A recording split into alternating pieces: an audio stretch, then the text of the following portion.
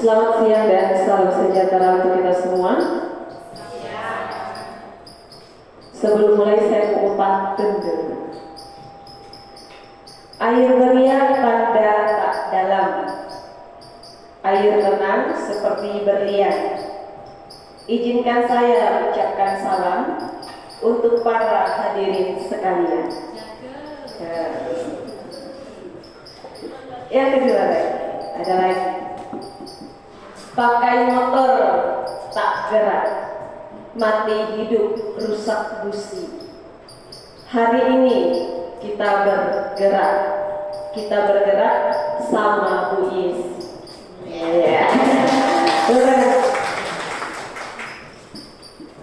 Baik, saya akan membacakan susunan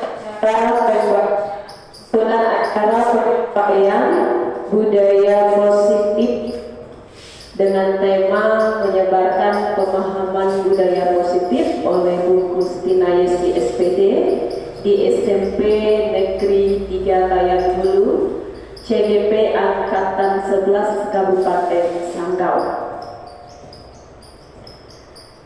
Yang kedua, kita menyanyikan lagu Indonesia Raya dan Mars Kota Sanggau. Ketiga, doa pembukaan. Keempat, penyampaian materi pemahaman budaya positif oleh Bu Gustina Yesi SPD. Yang kelima, ada sesi tanya jawab. Dan yang terakhir ada penutup. Baik, sebelum kita memulai kegiatan, kita bangkit berdiri, kita bersama-sama menyanyikan lagu Indonesia Raya dan Mars Kota Sanggau. Indonesia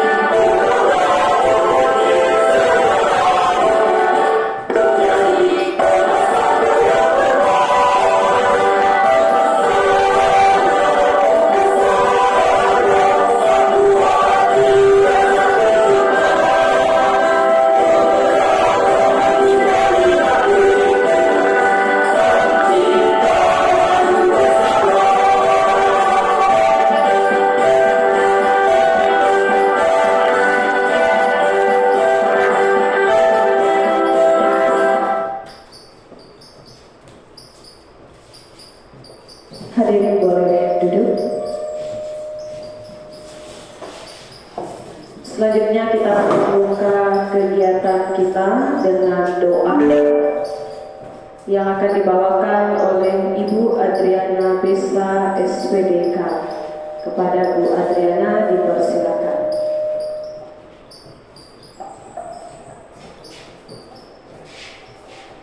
Baik, sebelum kita melakukan kegiatan kita pada siang hari ini, mari kita satu di dalam doa dan izinkan saya memimpinnya menurut ajaran agama Kristen Protestan. Marilah kita berdoa. Kembali kami bersyukur di hadapan hadirat Tuhan Yesus karena kasih-Mu, anugerah-Mu dan pertolongan-Mu yang luar biasa dalam hidup kami. Engkau selalu senantiasa menolong, memelihara dan memberkati kami hingga pada siang hari ini. Kami boleh masih ada sebagaimana kami ada. Itu bukan karena kekuatan dan kehebatan kami, tapi semata-mata kasih dan penyertaan yang berasal daripada-Mu. Bapa yang baik, Bapa yang mengampuni dan mengasihi, pada siang hari ini Tuhan kami boleh datang kepadamu, menyerahkan kegiatan kami di siang hari ini yang akan disampaikan oleh anakmu Ibu Gustina Yesi. Kiranya Tuhan Engkau boleh pakai anakmu sehingga boleh menyampaikan hal-hal yang berkaitan dengan materi tersebut. Oleh karena itu Tuhan, pakailah anakmu, berkatilah kami semua yang hadir di tempat ini agar kami boleh dapat menyimaknya, dan kegiatan pada siang hari ini kami pertaruhkan ke dalam tangan kasih-Mu. Dari awal, pertengahan hingga berakhir, semuanya hanya jadi di dalam nama Bapa, Anak, dan Roh Kudus. Amin.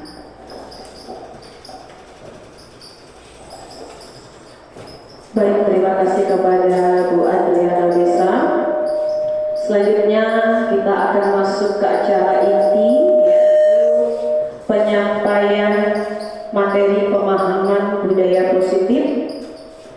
Kami persilakan kepada Bu Gustina Yesi untuk menyampaikannya. Baik, terima kasih kepada pembawa acara. Selamat siang Bapak Ibu. Pertama-tama saya ucapkan terima kasih kepada Bapak Ibu semua yang bersedia meluangkan waktunya di tempat ini. Di dalam kesempatan ini saya ingin berbagi mengenai budaya positif dari apa yang telah saya dapat selama saya mengikuti pendidikan guru penggerak.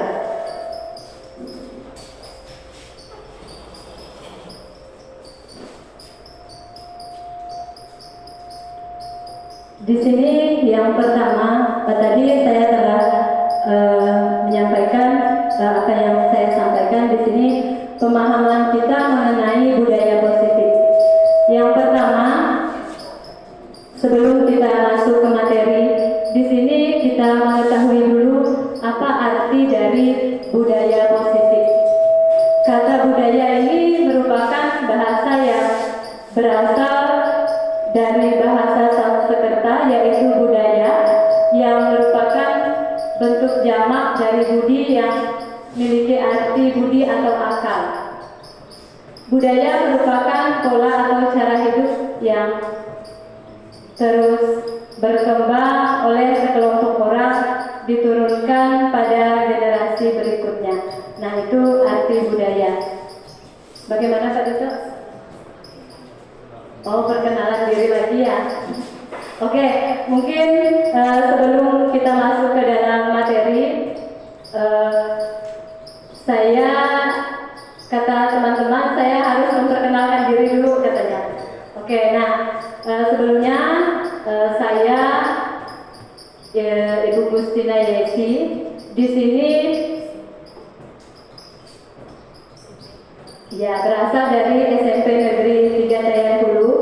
Di sini saya mengikuti pendidikan guru penggerak angkatan 11. Nah, semoga nanti kedepannya dari Bapak Ibu yang ada di SMP Negeri 3 Dayan Hulu ini bisa mengikuti CGP yang berikutnya. Saya berharap nanti Berikutnya ada yang mengikuti jejak kami ya. Yang pertama itu ada Ibu Justina, yaitu CGP angkatan 7. Bukan CGP lagi ya, sudah guru penggerak angkatan 7. Kalau saya masih CGP. Ya Bapak Ibu ya. Oke. Nah, bisa saya lanjutkan materinya? Oke. Nah, tadi ini arti budaya.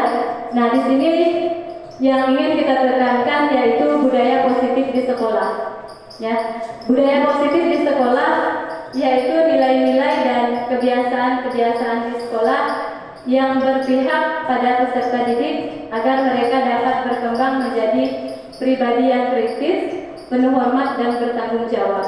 Nah, inilah yang sangat kita harapkan dari peserta didik kita, ya, terutama peserta didik kita di sekolah kita. Nah, di sini kalau kita berbicara budaya positif, di sini ada disiplin positif. Nah, kita mendengar kata disiplin. Apa yang terbayang di dalam benak kita, atau apa sih yang terlintas di dalam pikiran kita mengenai kata disiplin? Ada Bapak Ibu yang ingin menyampaikan atau menjawab, apa sih kalau kita mendengar kata disiplin, apa yang terbenak di dalam pikiran kita? Ada Bapak Ibu yang ingin menjawab? Pak Dito mungkin? Tidak ada? Bu Yusina kali? Apa Bu?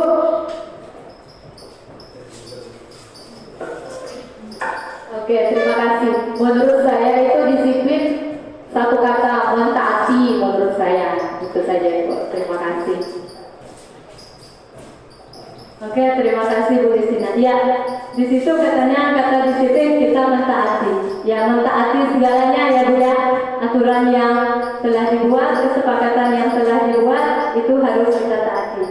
Oke, yang berikutnya di sini disiplin positif menurut Bapak Pendidikan kita, yaitu Ki Hajar Dewantara.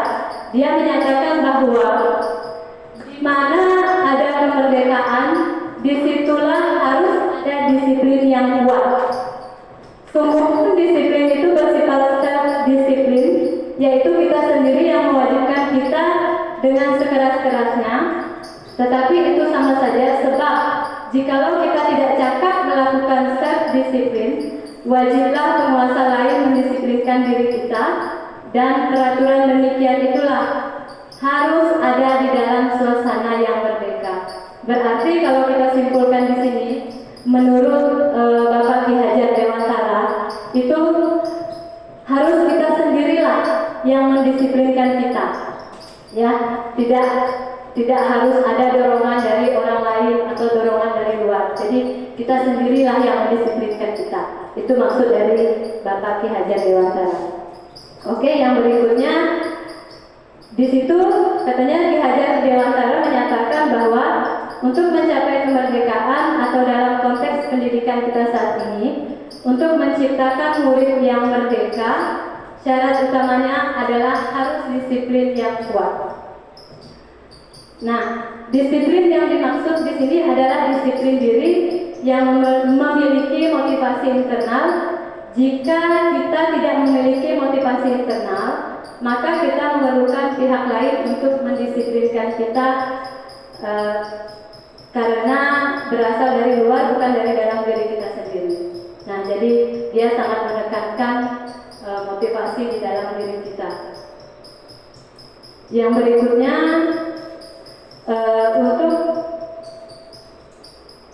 untuk membangun budaya yang positif, sekolah perlu menyediakan lingkungan yang positif juga, yang pasti, yang aman, nyaman, ya, agar murid-murid itu bisa mampu berpikir, bisa bertindak, menciptakan dengan merdeka, mereka bisa menjadi mandiri dan bertanggung jawab.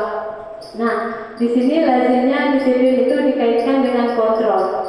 Dalam hal ini, guru dalam menghadapi murid. Nah, di sini ada posisi kontrol ya.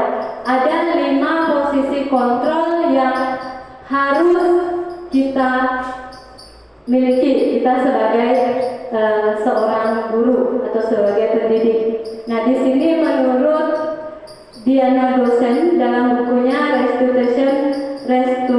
Restructuring School Discipline, maaf ya Bu Vera kalau penyebutan bahasa Inggrisnya belepotan. Nah, mengemukakan bahwa guru-guru perlu meninjau kembali penerapan disiplin di dalam ruang-ruang kelas merdeka selama ini. Apakah telah efektif? Apakah sudah berpusat? Apakah kita sudah memerdekakan dan memandirikan murid? Bagaimana dan mengapa? Melalui serangkaian riset dan berdasarkan pada teori kontrol Dr. William Glasser, Gosen berkesimpulan ada 5 posisi kontrol yang diterapkan seorang guru, orang tua ataupun atasan dalam melakukan kontrol. Nah, kelima posisi kontrol tersebut ini adalah yang pertama ini penghukum, yang kedua pembuat rasa bersalah, yang ketiga itu ada teman, yang keempat dan kelima pemantau dan manajer. Nah, di sini nanti akan saya paparkan bagaimana sih kita itu dikatakan sebagai penghukum. Ya, mari kita lihat sama-sama. Nah, di sini posisi kontrol yang pertama, penghukum. Ya, seorang penghukum bisa menggunakan hukuman fisik maupun verbal. Orang-orang yang menjalankan posisi penghukum senantiasa mengatakan bahwa sekolah memerlukan sistem atau alat yang dapat lebih menekan murid-murid lebih dalam lagi. Guru-guru yang menerapkan posisi penghukum ini sering berkata begini, berkata awas. Biasa kan kita tuh, awas kamu kalau datang terlambat lagi. Awas kamu kalau tidak menggunakan sepatu, besok ibu kamu hukum. Biasanya begitu. Nah, ini kalimat penghukum. Ya, ini kalimat penghukum. Di sini juga biasa dikatakan kamu saja yang salah, kamu terus yang berbuat masalah. Kita selalu berbicara seperti itu biasanya, ya Bapak Ibu ya. Nah, di sini guru seperti ini senantiasa percaya hanya ada satu cara agar permasalahan bisa berhasil, yaitu dengan cara dia. Ya, penghukum di sini dengan nada yang tinggi tadi seperti yang saya contohkan. Ini yang secara fisik mungkin matanya melotot, jari menunjuk-nunjuk misalnya pada murid misalnya. Terlambat lagi, pasti terlambat lagi. Ini contohnya ya, selalu datang terlambat. Kapan bisa datang tepat waktu? Nah, ini contoh kata-kata penghukum. Ya. Nah, di sini bisa kita tanyakan pada diri kita karena kita sebagai seorang guru. Saya rasa kita di sini rata-rata ini di posisi yang pertama. Karena saya merasa saya juga rata-rata di posisi yang pertama. Benar tidak Bapak Ibu? Ya, memang rata-rata kita berada di posisi penghukum. Ya. Nah, di sini bagaimana perasaan murid? Ya, bila guru berbicara seperti itu pada saat murid datang terlambat. Misalnya, contohnya kasusnya di sini murid itu datang terlambat. Apa sih yang dia rasakan? Kalau kita bentak-bentak dia, kita langsung marah. Bagaimana Bapak Ibu? Pasti akan merasa marah ya. Nah, pasti akan merasa marah, dendam. Nah, yang lebih sakitnya itu dendam. Ya, kita takut tiba-tiba setelah kita marah, misalnya kan, nah ini ada contoh nih. Misalnya murid tersebut akan mencoret bukunya atau meja tulisnya. Lebih buruk lagi, sepulang sekolah, murid itu melihat motor kita atau mobil kita digoresnya atau dikempeskannya bannya. Nah, ini kalau kita berada di posisi penghukum, jadi membuat siswa itu menjadi dendam dengan kita, yang marah kalau kita berada di posisi penghukum. Kita lihat yang berikutnya. Nah, di sini yang kedua itu pembuat merasa bersalah. Ya, kita membuat merasa bersalah.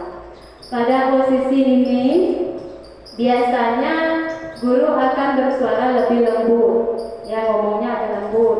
Pembuat rasa bersalah akan menggunakan keheningan yang membuat orang lain merasa tidak nyaman, bersalah atau rendah diri.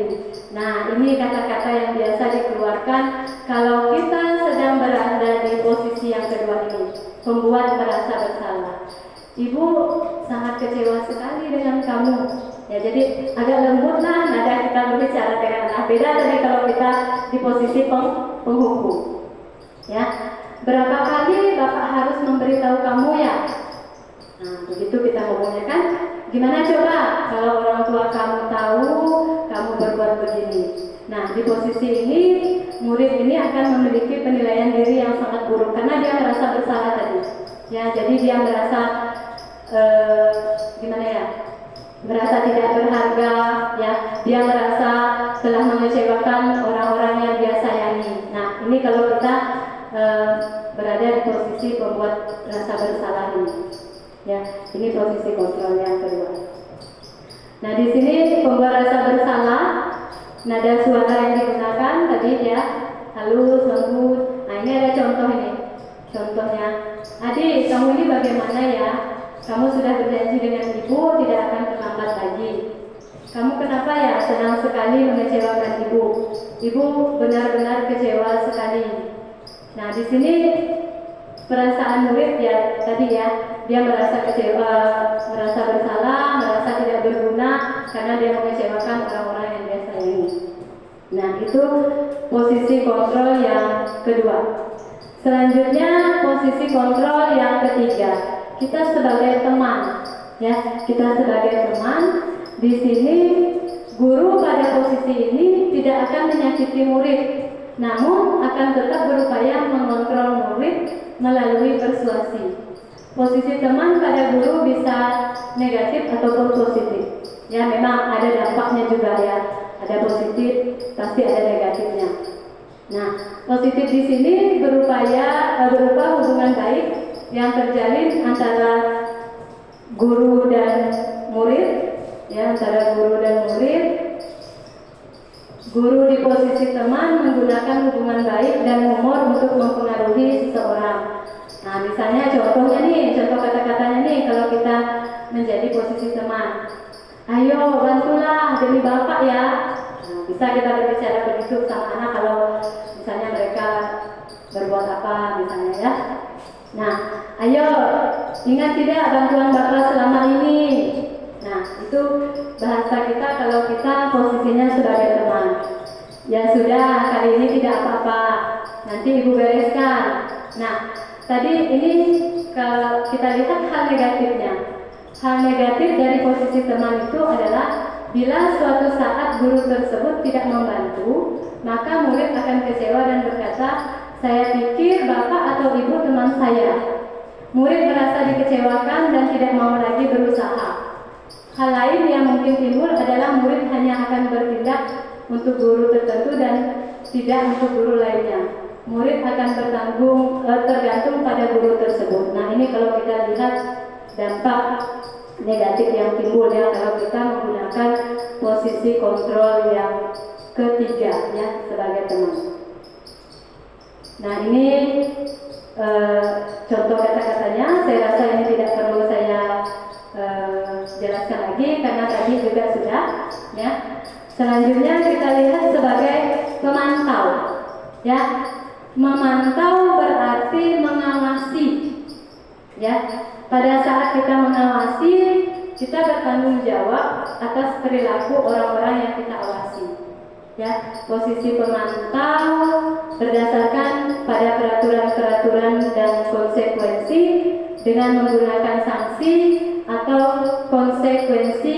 Kita dapat memisahkan hubungan pribadi kita dengan murid ya. Sebagai seorang yang menjalankan posisi pemantau, pertanyaan yang diajukan begini, peraturannya apa?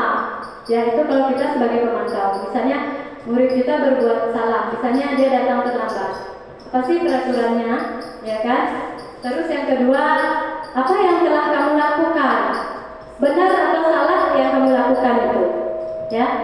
Yang ketiga, kita tanya ke mereka apa konsekuensinya, sanksi atau konsekuensinya apa?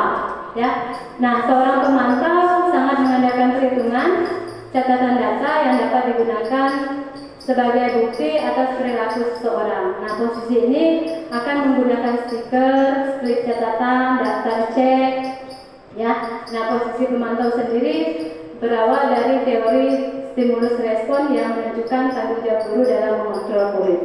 Nah, ini kalau kita berada di posisi pemantau, ya. Nah, ini kita bisa menggunakan nada suara yang datar. Nah, ini contohnya. Adi, tahukah kamu jam berapa kita memulai? Ya, misalnya dia memang terlambat nih. Tahu Pak, kamu terlambat 15 menit. Apakah kamu sudah mengerti konsekuensi yang harus dilakukan bila terlambat? Nah, jadi kita ini kalau posisi sebagai pemantau, kita itu berdasarkan kesepakatan yang telah dibuat. Jadi kita ke situ, ya. Jadi kita tidak perlu terlalu banyak ini itu, langsung saja. Ya begini. Dia sudah tahu apa konsekuensinya kalau dia datang terlambat, apa konsekuensinya kalau misalnya dia tidak pikir kelas dan sebagainya. Nah, gitu. Yang berikutnya di sini kita sebagai manajer. Nah, ini yang terakhir, yang kelima. Posisi kontrol yang kelima yaitu sebagai manajer. Posisi manajer adalah posisi di mana guru berbuat sesuatu bersama dengan murid, mempersilahkan murid mempertanggungjawabkan perilakunya, mendukung murid agar menemukan solusi atau permasalahannya sendiri. Nah, seorang manajer telah memiliki keterampilan di posisi teman maupun pemantau, dan dengan demikian bisa jadi di waktu-waktu tertentu kembali kepada kedua posisi tersebut bila diperlukan. Nah, jadi di posisi manajer ini, ya, kita mempersilahkan murid untuk bertanggung jawab dengan apa yang telah dia buat, ya. Nah, jadi di sini ada contohnya, ya, apa yang kita yakini. Nah, kembali lagi kita ini ke keyakinan kelas. Nah, sebelumnya kan kita membuat keyakinan kelas dulu, ya. Apa yang kamu yakini? Yang kedua, apa yang apakah kamu meyakininya? Ya, dari keyakinan kelas itu. Nah, jika kamu meyakininya, apakah kamu bersedia memperbaikinya? Jadi kita itu menanyanya kepada siswa, ya. Kalau dia berbuat salah, kita tanya apakah dia bersedia memperbaikinya. Nah, dengan hal apa dia memperbaikinya, begitu, ya. Nah, jadi ini kalau kita berada di posisi kontrol yang kelima. Jadi itu Bapak Ibu posisi kontrol yang bisa kita gunakan. Tapi nanti di sini saya sudah memaparkan 5 posisi kontrol ini, ya. Jadi tinggal Bapak Ibu lagi melihat mana yang terbaik, ya, yang bisa kita gunakan di sekolah kita dari kelima itu, ya. Nah, jadi itu, ya, dari kelima itu mana sih rasanya yang paling efektif, yang paling terbaik yang bisa kita gunakan. Oke, kita lihat yang berikutnya. Ini tidak perlu. Nah, setelah kita mengetahui posisi kontrol tadi, kelima posisi kontrol itu. Nah, di sini kita masuk ke motivasi. Ya, setelah kita mengetahui posisi kontrol, di sini kita masuk ke motivasi perilaku manusia. Nah, mari kita di sini lihat, kita tanyakan pada diri kita sendiri. Ya, yang pertama, bagaimana sih kita berperilaku? Ya, nah, bagaimana kita berperilaku selama ini? Kita tanya pada diri kita sendiri. Yang kedua, mengapa kita melakukan sesuatu? Ya, maksudnya di sini kita berperilaku sebagai guru, ya, maksudnya Bapak Ibu. Nah, mengapa kita melakukan segala sesuatu itu? Ya, di sekolah maksudnya, ya. Nah, yang ketiga, apakah kita melakukan sesuatu karena adanya dorongan dari lingkungan atau adanya dorongan dari orang lain.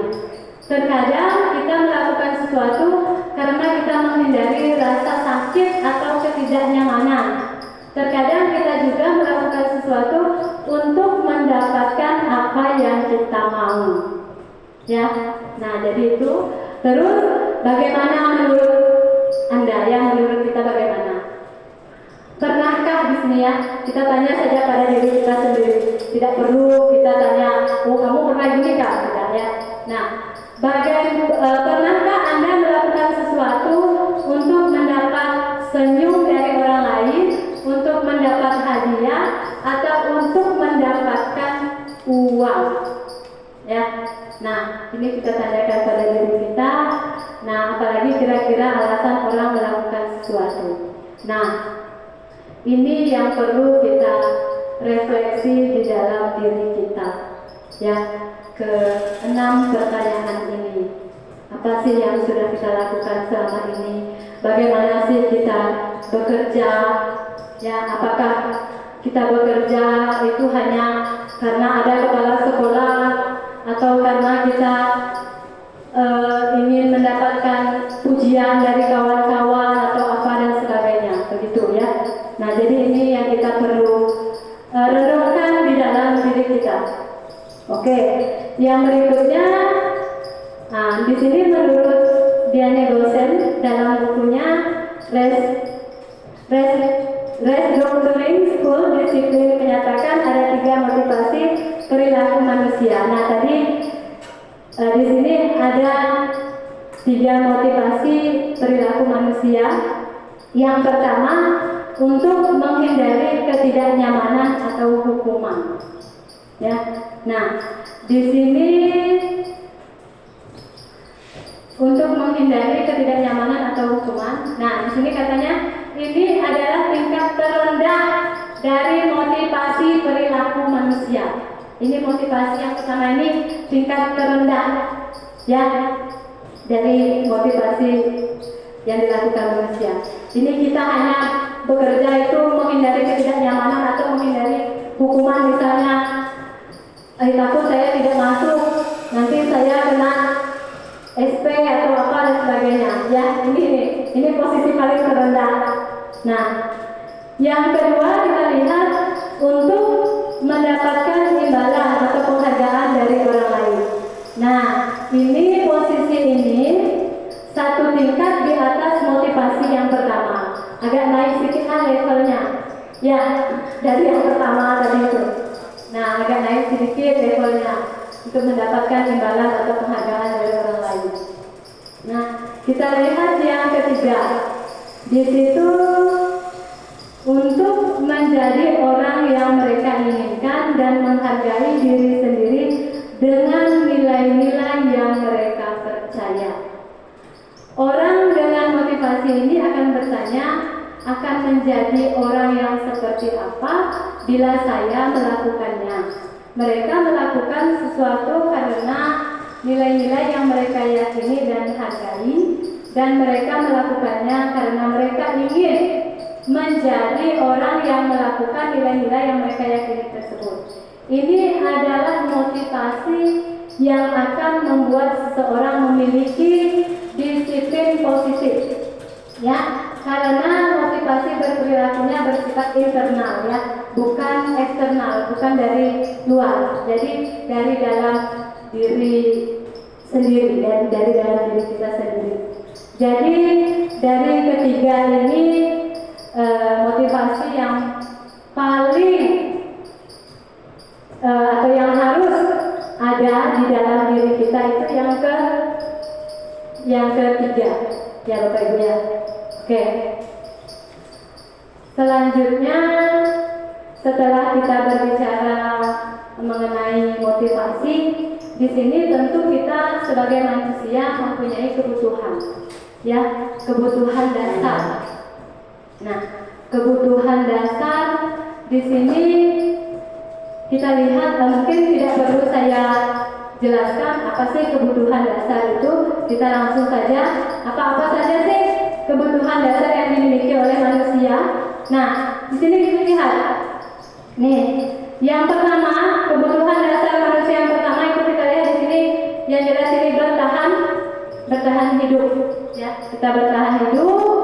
Terus yang kedua ada kasih sayang dan rasa diterima. Yang ketiga ada kebebasan. Yang keempat ini kesenangan. Yang kelima penguasaan. Nah, inilah kebutuhan dasar yang dimiliki oleh manusia. Ya. Nah, kita lihat yang pertama, bertahan hidup. Ini juga sepertinya tidak perlu saya jelaskan, ya. Ini kebutuhan biologis ya kita sebagai manusia. Ini tidak perlu saya jelaskan. Terus yang kedua, kasih sayang dan rasa diterima.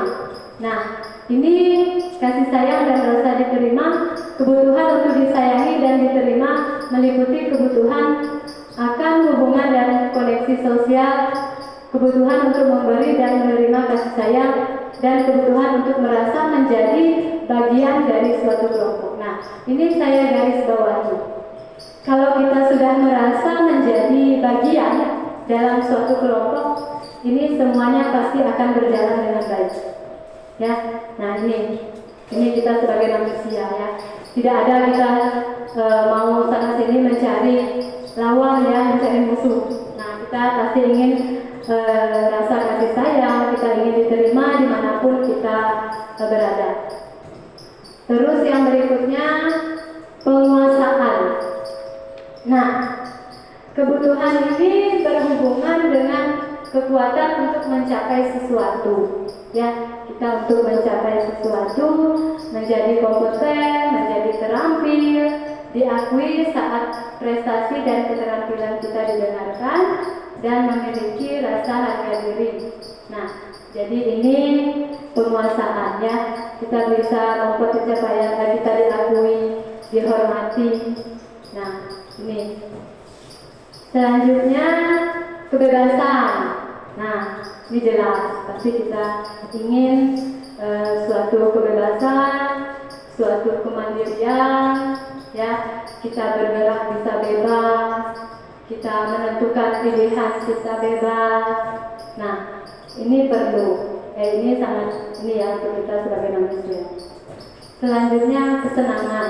Siapa sih yang tidak mau mempunyai kesenangan ya? Nah, kebutuhan akan kesenangan ini, kebutuhan untuk mencari kesenangan, saya bermain, tertawa, ya. Nah, jadi ini saya rasa juga tidak perlu saya jelaskan ya. Nah, jadi ini kebutuhan dasar, 5 kebutuhan dasar yang dimiliki oleh manusia. Nah, kita lihat yang berikutnya. Nanti di akhir baru saya sesi tanya jawab ya Bapak Ibu ya. Oke, kita lihat yang berikutnya biar saya paparkan saja dulu. Nah, di sini mungkin kalau Bapak Ibu lihat keyakinan kelas. Mungkin agak asing mungkin ya, keyakinan kelas. Di situ ada pertanyaan, mengapa tidak peraturan saja? Ya, mengapa sih harus keyakinan kelas? Nah, jadi mari kita lihat dulu ya. Kita lihat dulu. Kalau selama ini sepertinya yang kita lakukan itu peraturan ya, begitu ya? Ya, bukan keyakinan kelas. Ya, nah kita lihat dulu. Mengapa sih dia harus keyakinan bukan peraturan? Kita lihat ya apa-apa sih yang ada di keyakinan. Nah, kita lihat dulu menurut dosen ya. Keyakinan kelas ini adalah nilai-nilai kebajikan atau prinsip-prinsip universal yang disepakati bersama secara universal, lepas dari latar belakang suku, negara, bahasa maupun agama. Ya, nah, menurut dosen itu suatu keyakinan akan lebih memotivasi seorang dari dalam. Nah, seorang akan lebih bersemangat untuk menjalankan keyakinan daripada hanya sekedar mengikuti serangkaian peraturan. Ya, karena tadi keyakinan itu kita buatnya bersama. Ya, kalau peraturan itu bisa saja kita buat. Tidak boleh datang terlambat ke sekolah.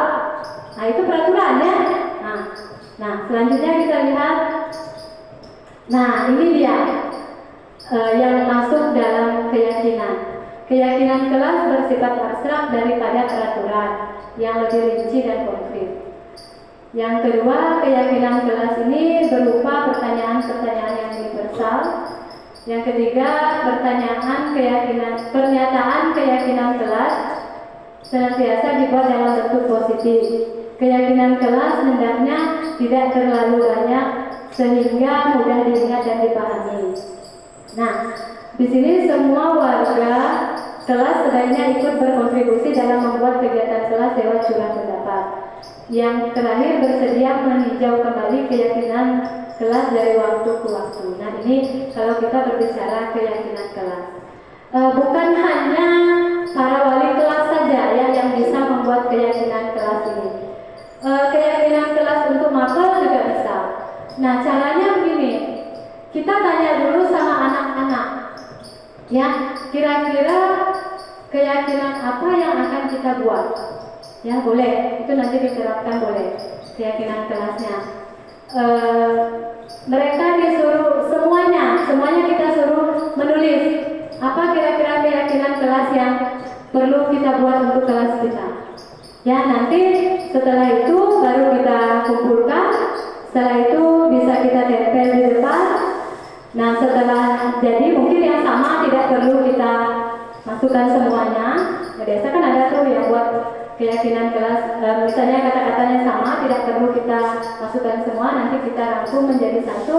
Nah, itulah nanti yang akan menjadi kesepakatan kelas, ya, atau keyakinan kelas. Nah, ini seperti contoh di kelas ini sudah ada di situ kesepakatan kelas yang telah dibuat bersama wali kelas, ya. Bukan hanya wali kelas, guru mapel juga boleh. Ya, misalnya pada saat mapel ini apa keyakinan kelas yang kita buat, gitu, ya. Nah, jadi itu tidak lagi peraturan. Kalau peraturan itu bahasanya tadi di sini kan bersifat abstrak, lebih rinci, konkret. Bahasanya kayaknya misalnya tidak boleh. Kalau keyakinan kelas tidak boleh menggunakan kata tidak boleh. Ya, tidak boleh. Nah, di situ ya. Ini tadi mengenai keyakinan kelas. Di sini budaya positif, ya, sudah masuk ke budaya positif. Yang jelas kalau kita sudah melakukan budaya positif, lingkungan positif, ada keyakinan kelas, ya, ada peraturan kelas. Nah, di sini ada segitiga restitusi yang perlu kita miliki dalam kita sebagai guru untuk memecahkan suatu masalah. Ya, kalau anak-anak di sini berbuat kasus, ya, ini 3 restitusi yang bisa kita gunakan. Kemarin kalau Bapak Ibu ingin melihat video yang telah saya buat, tapi tidak sekarang ya karena waktu kita tidak cukup, waktu kita terbatas. Ini saya menggunakan segitiga restitusi dalam pemecahan masalah yang dilakukan oleh siswa kita. Ya, ini yang saya buat videonya kemarin itu bersama siswa. Nah, di sini segitiga restitusi. Yang pertama itu memvalidasi tindakan yang salah. Kita memvalidasi dulu tindakan yang salah ini. Yang kedua, kita menanyakan keyakinan. Ya, kita menanyakan keyakinan. Yang ketiga, menstabilkan identitas. Nah, ini segitiga restitusi yang bisa kita gunakan. Nah, segitiga restitusi yang pertama, kita lihat yang pertama. Sisi yang pertama, menstabilkan identitas. Bagian dasar dari segitiga ini bertujuan untuk mengubah identitas anak dari orang yang gagal karena melakukan kesalahan menjadi orang yang sukses. Anak yang melanggar peraturan karena sedang mencari perhatian adalah anak yang sedang mengalami kegagalan.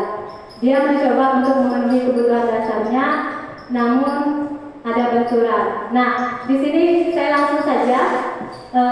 Kalau kita berada di posisi yang menstabilkan identitas, itu dengan cara mengatakan kalimat begini: tidak ada manusia yang sempurna. Misalnya kita panggil tuh anak, kita tanya dulu, tadi kamu ngapa? Ya, tadi kamu ngapa? Misalnya kan, kita bisa berkata seperti ini, memang benar, kamu berbuat salah. Di sini manusia itu tidak ada yang sempurna, ya. Kita biasa melakukan kesalahan. Nah, yang kedua, saya juga pernah melakukan kesalahan seperti itu. Nah, kita bisa menyelesaikan ini. Kita tanya, bisa tidak kita menyelesaikan ini? Nah, Bapak Ibu tidak tertarik mencari siapa yang salah. Kita bisa bilang begini, tapi Bapak atau Ibu ingin mencari solusi dari permasalahan yang dia buat. Ya. Nah, kamu berhak, ya, kamu merasa begitu. Apakah kamu sedang menjadi teman yang baik buat dirimu sendiri? Nah, ini bisa, kalimat-kalimat ini bisa kita gunakan pada saat kita menstabilkan identitas. Nah, yang kedua, tindakan yang salah. Saya langsung ke kalimat yang digunakan saja ya. Nah, di sini padahal kamu bisa melakukan yang lebih buruk dari ini ya. Nah, yang keduanya, kamu pasti punya alasan mengapa kamu melakukan hal ini. Kita tanya dulu, mengapa sih dia melakukan hal itu? Ya, kita tanya. Terus kamu patut bangga pada dirimu sendiri karena kamu telah melindungi sesuatu yang penting buat kamu.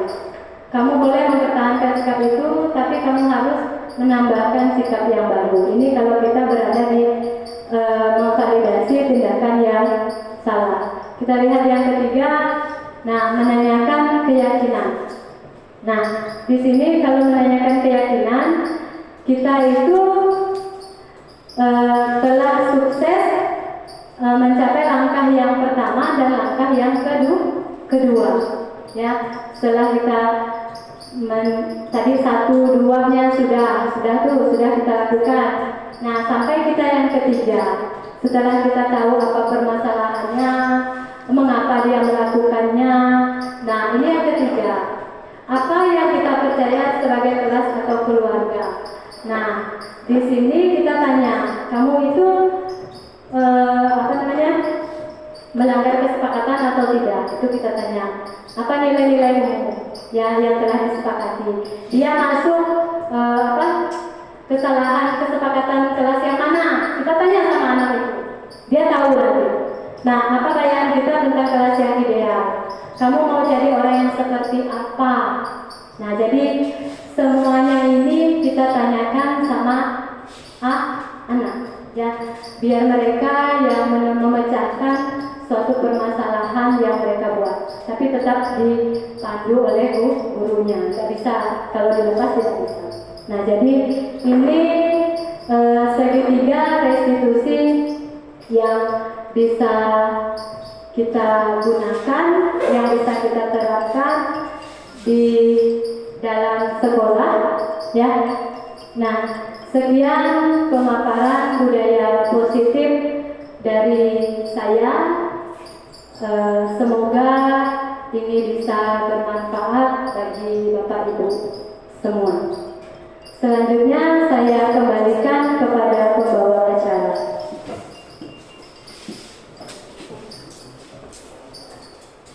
Baik, terima kasih kepada Bu Gusinaisi telah menyampaikan materinya tentang penyampaian budaya positif.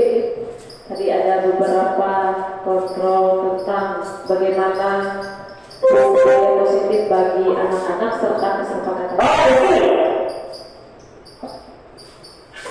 Oke, selanjutnya kita masuk ke sesi lain.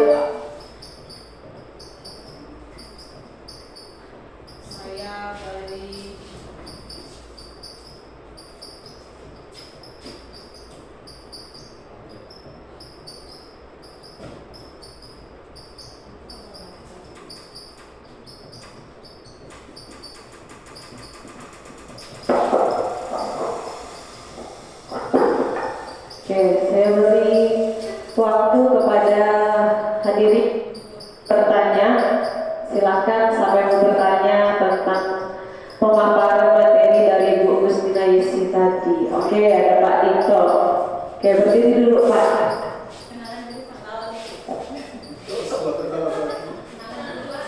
Ya, terima kasih atas waktu yang diberikan kepada saya untuk menyampaikan pertanyaan di hari ini, terutama mengenai materi yang disampaikan oleh Ibu Yesi. Ya, perkenalkan, nama saya Rito Sehat, dan saya tertarik dengan apa yang disampaikan oleh Ibu mengenai posisi kontrol. Tadi yang pertama ya, posisi kontrol itu yang ada 5 Bu tadi yang Ibu sebutkan. Ada penghukum, ada manajer dan sebagainya, itu yang Ibu sampaikan. Itu sangat menarik, kita perlu lakukan di sekolah kita. Tapi ada satu pertanyaan untuk kita sampaikan kepada Ibu. Dari 5 posisi tersebut, posisi mana yang benar-benar cocok yang kita lakukan di sekolah, yang kita boleh terapkan di sekolah kita, mengingat kondisi sekolah kita yang bagaimana posisinya. Mungkin ini saja yang bisa saya sampaikan kepada Ibu untuk pertanyaan ini. Terima kasih, selamat siang. Oh, ada yang lagi? Kita kumpul aja ya pertanyaannya. Ada lagi yang mau bertanya? Oke, Bu Adri.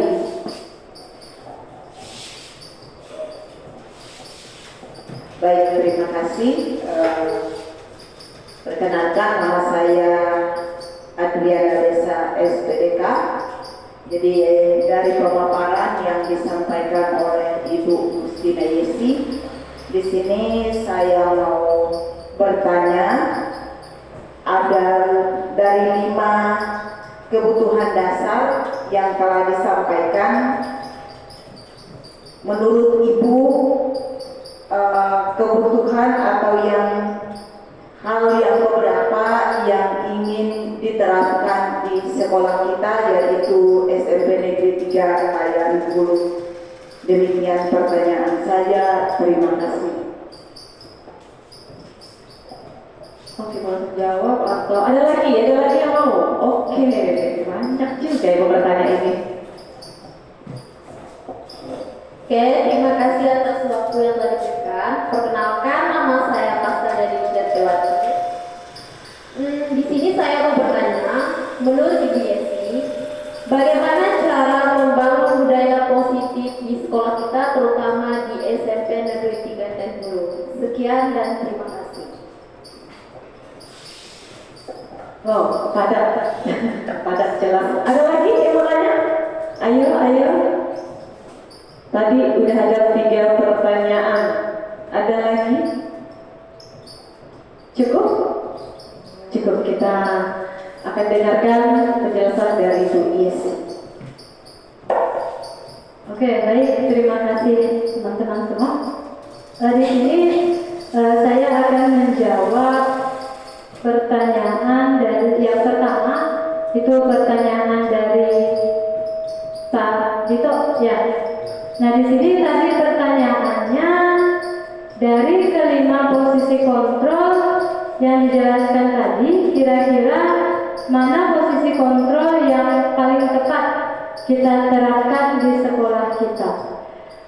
Kalau menurut saya, ya, posisi kontrol yang paling tepat kita gunakan di sini dari kelima. Yang pertama itu ada penghukum, yang kedua ada pembuat merasa bersalah, yang ketiga itu teman, yang keempat itu pemantau, yang kelima itu manajer.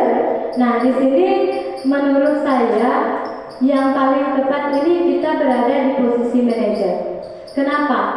Ya, karena di mana di posisi ini kita dapat membuat atau menjadikan murid itu menjadi mandiri, ya, mereka merdeka, mereka bisa bertanggung jawab dengan apa yang telah mereka perbuat. Mereka juga bisa menemukan solusi dari apa yang telah mereka lakukan. Begitu ya, Pak Dito. Bagaimana, Pak Dito? Nah, oke, mungkin ada teman lain yang ingin menambahkan, saya persilahkan. Ini kalau menurut saya ya, Bapak Ibu ya. Ada teman lain yang ingin menambahkan? Silakan. Bagaimana, Bu? Tidak? Oh lanjut. Oke, kalau lanjut saya jawab pertanyaan yang kedua, yaitu dari kelima kebutuhan dasar manusia. Ya, kelima kebutuhan dasar manusia tadi seperti yang kita ketahui, ya, kebutuhan dasar yang dimiliki oleh manusia itu ada 5, ya, bertahan hidup, ya, kasih sayang, kebebasan, kemerdekaan, penguasaan. Kalau menurut saya dari kelima ini, ya, kalau kita di lingkungan kerja, tempat kita kerja, yang paling perlu itu yang ini, kasih sayang dan rasa diterima. Dimana kalau kita sudah merasa orang-orang di sekitar kita menyayangi kita lah ya, ibaratnya suka dengan kita merasa diterima di lingkungan kita, otomatis kita dalam bekerja, dalam melakukan sesuatu itu pas nyaman, ya, bebas kita melakukan sesuatu. Dan dalam kita mengembangkan sekolah itu juga pasti akan berjalan dengan baik. Benar tidak Bapak Ibu? Ya, ya. Nah, jadi inilah yang sangat perlu. Ini dulu. Ya, nanti baru bisa berjalan ke yang berikutnya. Karena inilah yang utama, ya, kalau bagi saya. Jadi ini yang saya sangat harapkan di sekolah kita, ya. Nah, oke, yang berikutnya pertanyaan siapa tadi ya? Oh, Ibu Dini ya. Bu Dini, bagaimana sih cara membangun budaya positif? Nah, yang paling penting cara membangun budaya positif itu yang pertama itu kita harus membuat yang namanya visi misi, ya, karena itu tujuan, ya. Kalau tidak ada visi misi kita tidak ada tujuan. Nah, kita harus punya visi misi, terus kita harus menjalin komunikasi yang baik, ya, antara sesama guru. Kalau kita guru, ya guru, kepala sekolah itu harus menjalin komunikasi yang baik antara guru, antara orang tua dan masyarakat, ya. Nah, itulah salah satu berbagai cara untuk kita menjalankan budaya positif itu. Bagaimana Bu Dini? Oke. Baik Bapak Ibu, apakah ada lagi yang ingin ditanyakan atau sudah pas semua? Bagaimana Bapak Ibu? Atau Bu Yustina ingin menambahkan atau merangkum untuk kegiatan kita pada hari ini? Silakan Bu.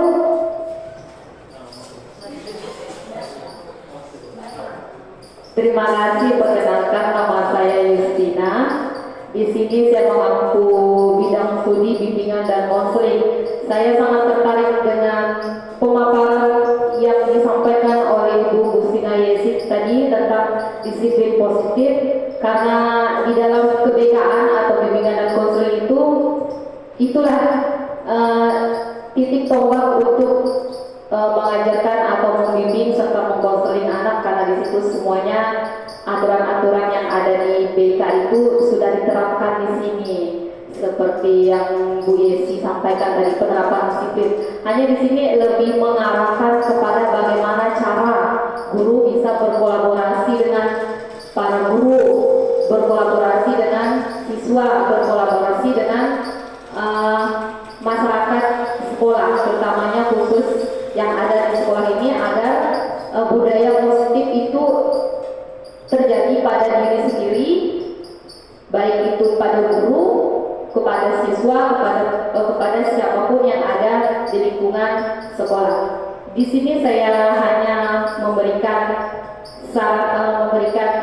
masukan saja bahwa bagaimana sih cara kita untuk melakukan kegiatan ini supaya sukses. Yang pertama tadi sangat erat dengan 5 kontrol atau 5 posisi, seperti penghukum, pembuat rasa bersalah, menjadi teman, pemantau, dan manajer. Karena setiap masalah itu berbeda, jadi setiap penanganan itu juga berbeda. Yang diberikan atau yang dilaksanakan oleh Bu Yesi tadi menerangkan bahwa saya akan melaksanakan manajer itu adalah sangat baik, karena itu bisa mereka menyelesaikan bagaimana sih cara menyelesaikan masalah warga sendiri dengan bisanya mereka menyelesaikan masalah sendiri, mereka akan mendapatkan kebahagiaan yang mereka dapatkan di sekolah. Yang kedua, di sini tentang kebutuhan manusia seperti bertahan hidup, kasih sayang dan rasa aman diterima, kebebasan, kesenangan dan penguasaan, sama dengan halnya di sekolah. Jika kita melakukan kelima kebutuhan manusia tersebut sangat dibutuhkan. Karena mengapa? Karena di setiap diri manusia itu memiliki rasa yang aman akan baik itu di dalam diri sendiri maupun di lingkungan. Saya sangat berterima kasih kepada Bu Sina Yesi yang telah memberikan materi yang sangat bermanfaat bagi kita semua. Terima kasih.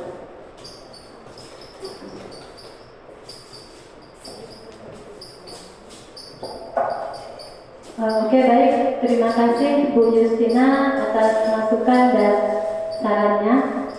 Selanjutnya saya kembalikan lagi kepada pembawa acara.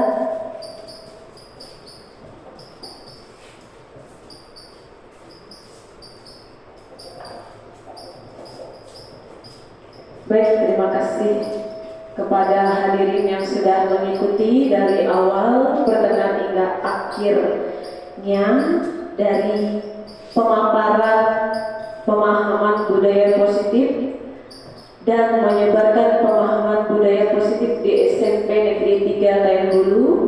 Semoga dengan yang disampaikan oleh pemateri kita semua bisa menyalurkan dan menyebarkan pemahaman budaya positif ini kepada anak-anak sekalian dan kepada rekan-rekan guru yang lain.